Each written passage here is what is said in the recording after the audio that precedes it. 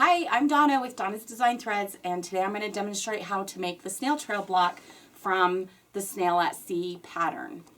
If you have started this and are having a hard time, this will really give you a big help. So the first thing you want to do is gather all your supplies, as in the pattern, and then I have a little workstation right next to my machine because you have to cut and press each time you do a seam. So I have a little cutting area and a little ironing area. And I have laid out all of my pieces in the order that I'm going to need them for my block.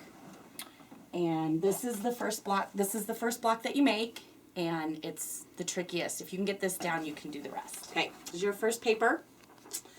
And the first piece is going to be your little four patch that you already made from your strips that you cut.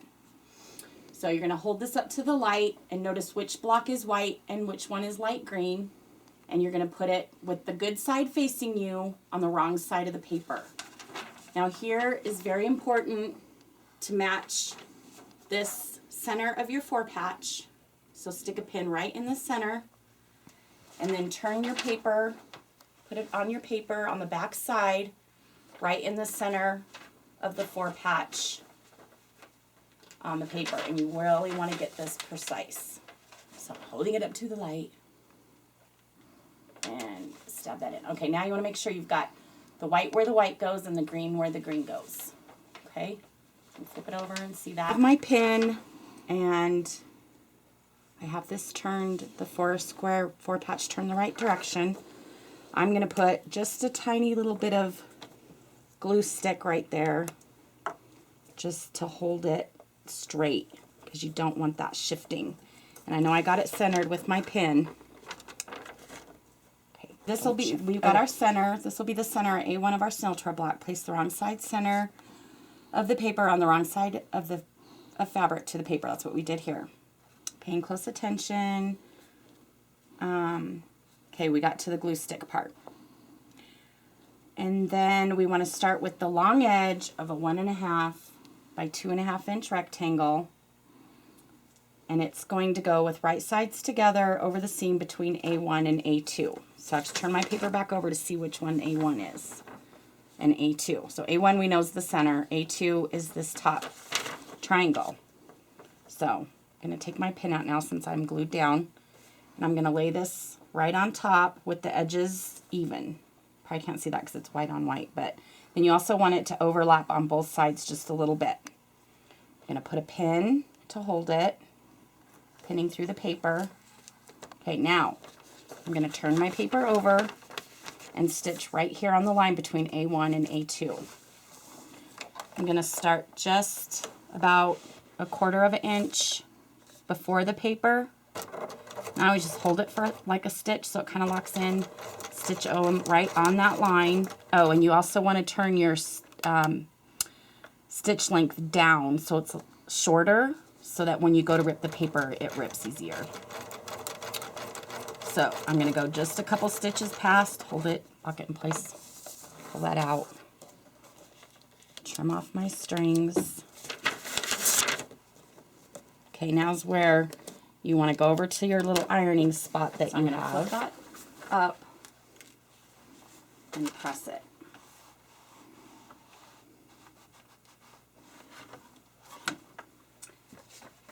Next step is to take a green 1.5 by 2.5 inch triangle and place that between A1 and A3. Turn my paper over to see which one A3 is. It's going to go this direction. Right sides together. Line the edge up with your four patch, hanging over a little bit. Pin.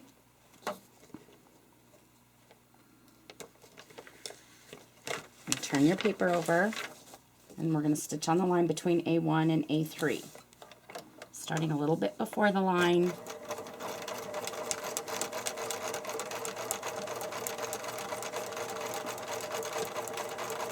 And a little bit past.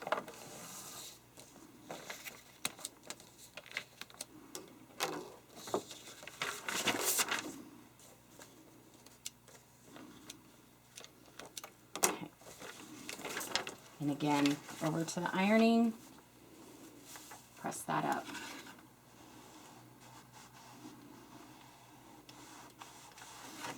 Okay. Then we're going to do another white triangle for or a rectangle for A4.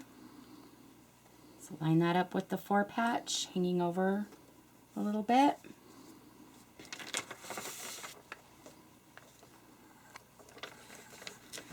So we do this with all 4 sides.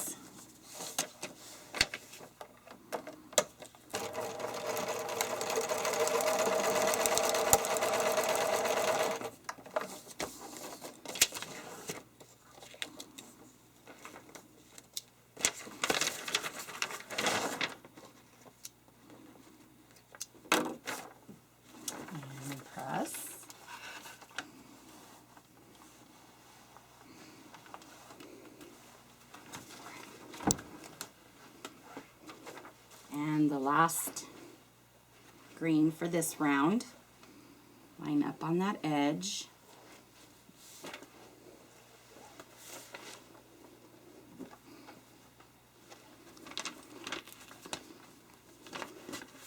Turn that over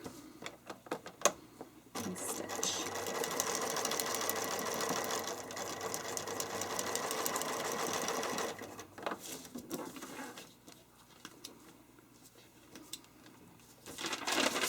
Alright, so now one more press and we've got round 1 done.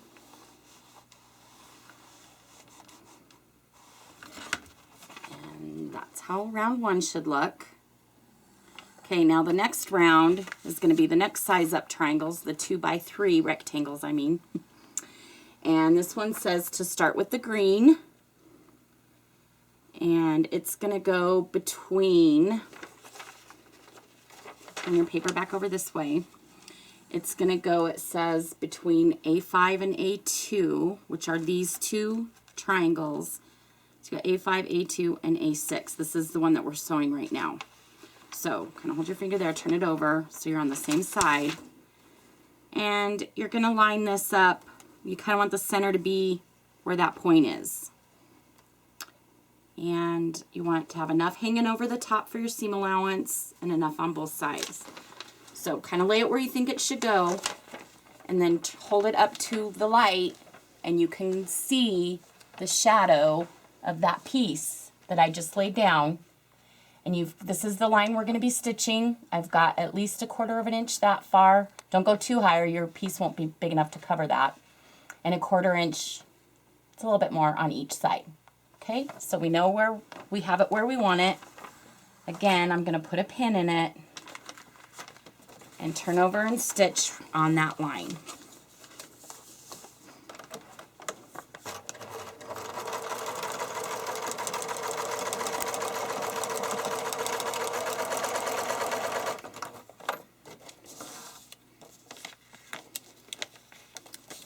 Always snip your threads because otherwise you just get a big thready mess. Okay. Now is where we have to trim all of this up before we press it. So you can use either the add 1/4 ruler, which is really nice. It has an extra little lip on it. Or you can use a ruler that's got 1/4 inch guide on the side if you don't have 1/4 inch or add 1/4 ruler. So turn the paper over to the paper side. Take a piece of cardstock. If you don't have a pretty red one, you can take the annoying subscription ads out of your favorite quilt magazine and use that. Line the edge up with that line that you've just stitched. Then you're going to fold the paper back and tug it a little bit so that those stitches that you stitched down tear a little bit because you want that out of the way. Okay, then your add 1/4 ruler, that little edge, you want to go flush with the paper that you just folded back. That's going to give you your 1/4 inch seam allowance. And then just cut off that extra and throw it away. Okay, now you have a nice seam allowance there. Now you're going to turn this back over and flip this up and press. So you can see how you really want to have a little workstation because otherwise you're up and down to the ironing board every 5 minutes. Unless you ate too much cheesecake last night and need to burn extra calories, then by all means get up and go to the ironing board. So next, we just did A6. We're going to do A7 with the white. So I know I'm going to go right there. Grab my 2x3 white rectangle. Again, kind of middle it up with that point, hanging it over a little bit. Hold it up to the light and make sure you see the shadow above your stitch line. Okay, put a pin in it. My pin ran away. Okay, and then turn it over and stitch on that line. Make sure nothing's bunched up under there between A2, A3, and A7.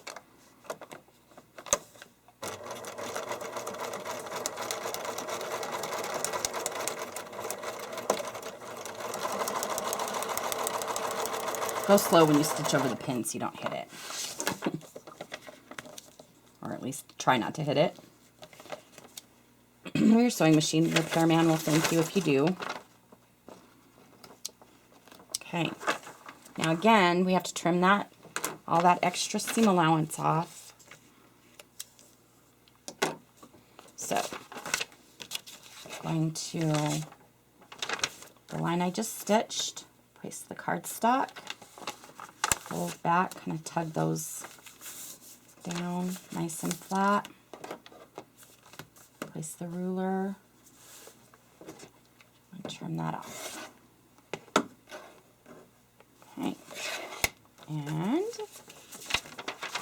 over to the ironing and press.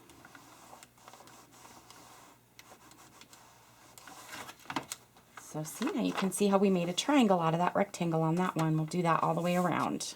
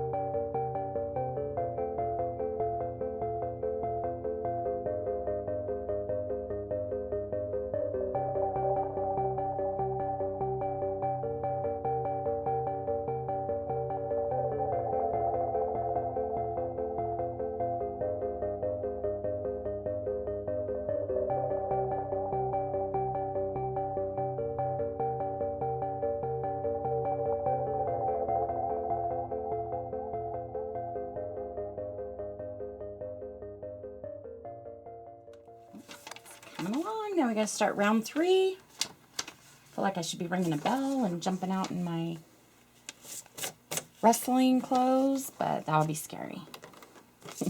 Okay, so round 3 we're gonna start with a 2.5 by 4 inch rectangle, and we're gonna go between A9/A6, which is here's 6 and here's 9. Okay, there's A9, A6, and we're putting on piece A10. So we're going to start with white. So that's this bigger one. And doing that one. So again, we're going to center this piece with the center about in that point, overlapping, and hold it up. You can see the shadow that I'm over my line. Pin.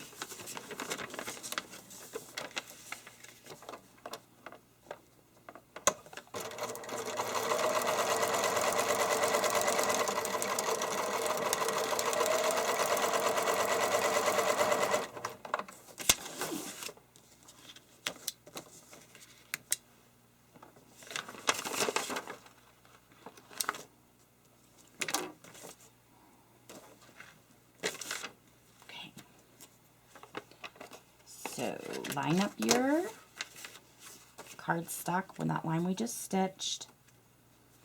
And fold the paper back. Line up the ruler. And trim off the extra. And press.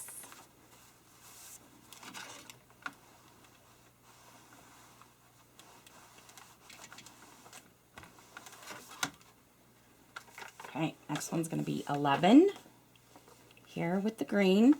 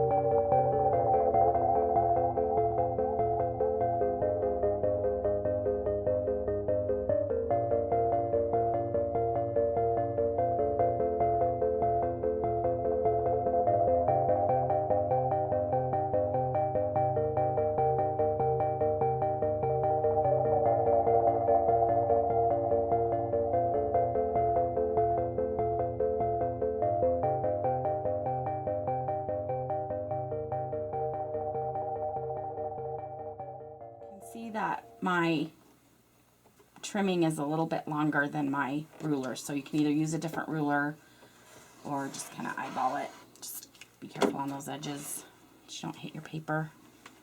I think they do make this in a longer length too.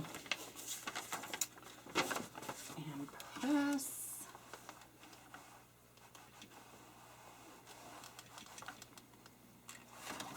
Wow, look at that, beautiful. All our little triangles are coming together. All right, we're ready for the last round. We're going to start with a green at A10 and 11 here, and A15. We're sewing this piece on here with, no, 10 and 11 and 14 right down here. Sorry, light green. That's why you got to really pay attention to the way that they're marked. Okay, so this is the block we're doing with the green. So I'm going to turn that over and place the green, center it over that point. Check it in the light. Got a good shadow right around that line I'm going to stitch. Pin it, flip it, stitch it. And you thought paper piecing was hard. This is so easy. And it's so nice because it's really precise. I can't even imagine trying to get this block to turn out with using all these little triangles. It would be a nightmare. So this is definitely a little bit more work up front, but it gives you fabulous results. Okay, so we're going to trim this one. Again, my ruler is going to be a little bit short here, so center it. Not actually, it'll be good on this one. Just right. It'll be the next three. Be a little bit big. Okay. Press that one up.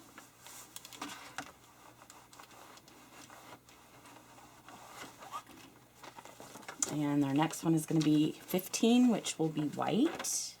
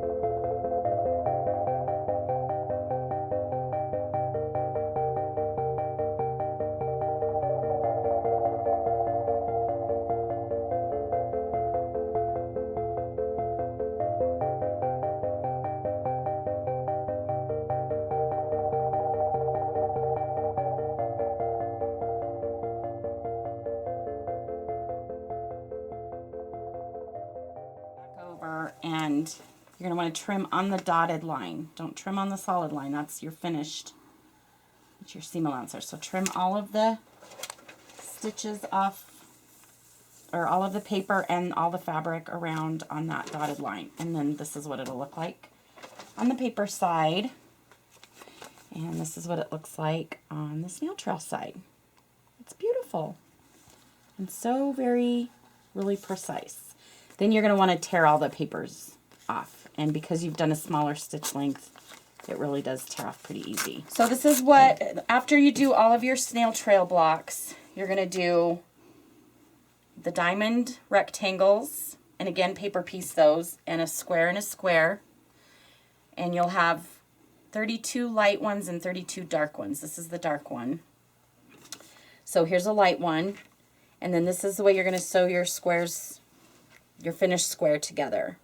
So you'll see that with the light one, you've got the light points, and then this is your other one. You're going to have a dark square and a square, and then your dark points go towards it. So they're opposite. So when you get all done, you'll have 32 that look like this and 32 that look like this. And this one you can see, it's kind of funny how it goes in the block. It goes right here on the quilt. That's what your block is. Then when you get all your blocks sewn together, then you have this beautiful Snails at Sea. Well, I hope this helped you get this block put together. This is a really fabulous quilt. And if you haven't bought the pattern yet and you're interested in buying the pattern, you can find it on my website at www.donnasdesignthreads.com. See you later.